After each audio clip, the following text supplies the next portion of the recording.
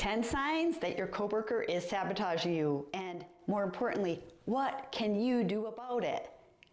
Is your coworker secretly undermining you? Here's how to tell. Have you ever had that nagging feeling that your coworker isn't exactly rooting for your success? I've been there. They are what I call professional backstabbers. They smile in your face and they find ways to stab you in the back and hard. So I was in a situation where I was a new hire and I walked into a role with a lot of experience and was able to get things done really quickly. My colleague, on the other hand, while always very nice, friendly, and acting like they were helpful, they did everything they could to make me look bad and attempt to make others that were in higher positions think poorly of me, which affected my professional progress and my promotability. So if you've ever experienced something similar, you are not alone. No matter where you fall in the hierarchy of corporate structure, this can happen. And yes, even to those of us in leadership and or executive roles. So watch out. But according to a Gallup workplace poll, 75% of employees say dealing with difficult coworkers, it adds significant stress to their jobs and to their lives because they're always feeling like they're walking on eggshells. They're always worried about work. They're always worried about the risk of losing their job and how they're being portrayed. And yes, sometimes that difficult behavior, it crosses into straight up sabotage. So let's break down 10 telltale signs that you've got a stealth saboteur on your hands and what you can do to protect yourself because it's important. The first sign is they forget to share information. So if you're always the last to know about key updates, it may not be by accident. 47% of employees have felt deliberately excluded from important communications. And it's important to get ahead of this, especially if it starts happening and you start to see it in an early on situation. So request information in writing. Maybe send an email and say, could you please email me the update? Or could you please include me on future meetings on this topic? And if you're finding a pattern, loop your manager in. It's really important that they know what's going on, or you don't have to call it out straight, but you could say something like, I'm feeling like I'm not included in very important meetings that are about this project, right?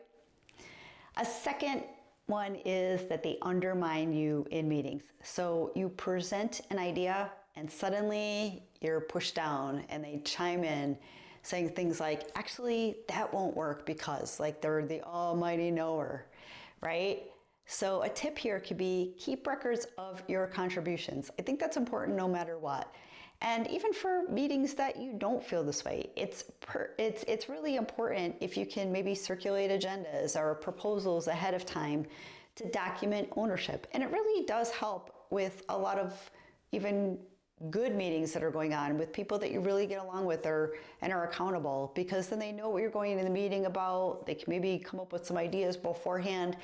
And it really helps. So do all that you can to get rid of these saboteurs and not be an open prey, as I would say.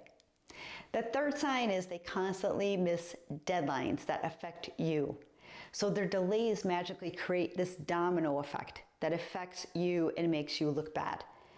38% of employees say coworkers failing to deliver impacts their own performance reviews. So I think this number could be even higher because we're so reliant on cross-functional teams, right? Oftentimes.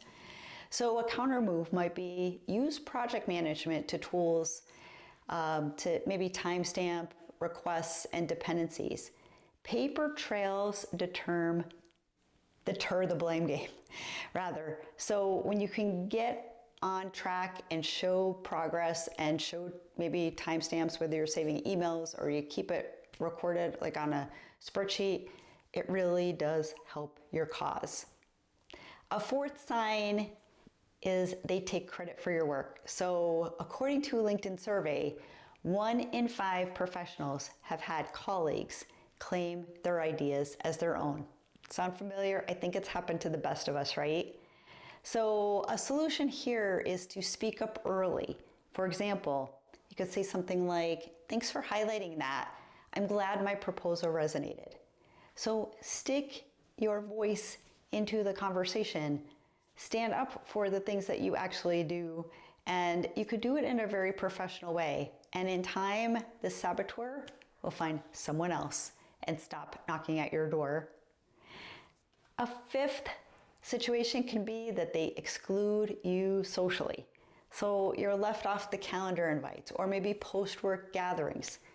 While it might seem petty, exclusion chips away at trust and visibility.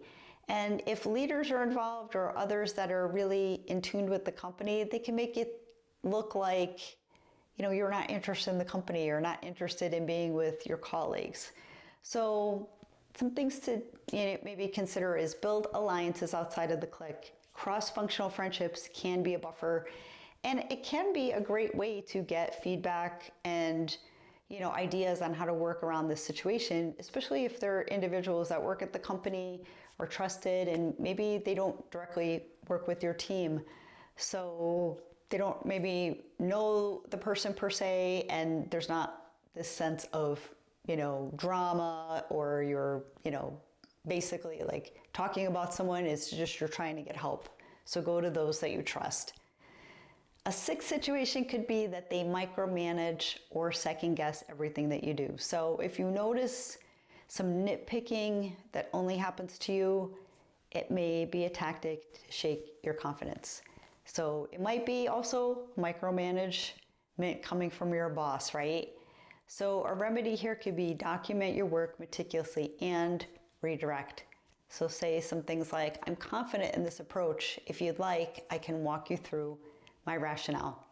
So it's hard oftentimes, especially when someone's being nitpicky. It makes you really emotional, but you got to get the emotions out of it and stick to the facts and the things that are true, things that you can document and have some timestamps, and go that route. Don't go the emotional side, because it could get the best of you in the best of the situation and make you look even worse than they're trying to make you look, right?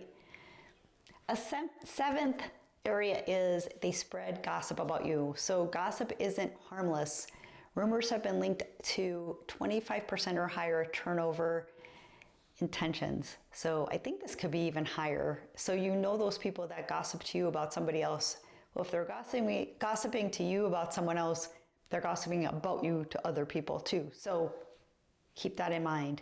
So some action is to stay calm, correct misinformation directly and professionally. If it escalates, you may need to involve HR, although we all don't want to, because we know that becomes a difficult situation. But make sure you're documenting everything and keeping your emotions out of it. An eighth situation is that they set you up to fail. So giving you unrealistic deadlines, maybe your boss is being totally unrealistic, or maybe they're withholding resources. It could be a classic sabotage move. I've been there. I've gone into roles where I was like really excited about the role, and I had a manager that basically, there was no budget available, there was no resources, went into a director role, there was like hiring freezes, they were unrealistic with what needed to be delivered and when, just based off of resource need or resources that we had and the amount of work that needed to be done in a very short timeline. So strategy here is to clarify expectations in writing and maybe a courtesy copy relevant stakeholders. Accountability discourages manipulative behavior. So once again, document, don't get emotional, and stick to the facts. A ninth tactic is they gaslight you. So you know what you heard, but somehow they convince you that you were overreacting. So a tip here is to keep contemporaneous notes. Evidence beats memory when it comes to proving a pattern, especially if you have to go to your boss or HR, right? So treat these situations like you are going to court before a judge, because it's almost the same thing, right? Stick to the facts and not the emotions. Once again, I think that's the most important point here. And number 10 is they sabotage your reputation with your boss. So subtle digs like, I'm not sure that they're ready for this project. That can erode trust over time. So how can you respond to that? Schedule regular check-ins with your manager to share your wins and challenges firsthand. And if you're starting to see a pattern where you're not included or you feel like someone's like not supporting you properly, make sure that you mention you feel excluded or you don't feel that connection with that person because you feel like something's up there, that you're not getting the support or the information you need. You can really strategically, try to make some comments and maybe put some pearls into their mind without coming out and saying they're sabotaging you. So the bottom line here is if you recognize at least 3 or more of these signs, you're probably or most definitely dealing with a saboteur, not just an annoying colleague. So remember, document everything and save it in a safe place that you can easily access. So not only on your laptop in a file, but also forward it to your personal information or your personal email and keep it in a file on your own laptop or hard drive or whatever. Second is to stay professional and stick to the facts. Don't get emotional. That's a hard thing. It's a hard thing for me. I get really emotional. I wear my emotions on my sleeve. So it is a hard one for me. And build allies with people that you trust because you need support. Just like everything else, you can't go at it alone. But if you have people that are in the organization that you trust and that could speak on your behalf, it only helps your situation. And escalate when necessary. I know there's so many people, they're afraid to escalate because they don't want to lose their job. They think like HR is out to get them or their boss, but you're in an unhealthy environment. And is the job even worth it if this company is not worth helping you and getting you on track for a healthy work environment that you deserve? Because you deserve a workplace where you could thrive and not just survive. So do you have a story about some workplace sabotage? Do you have some tactics that maybe you've used that have worked really well?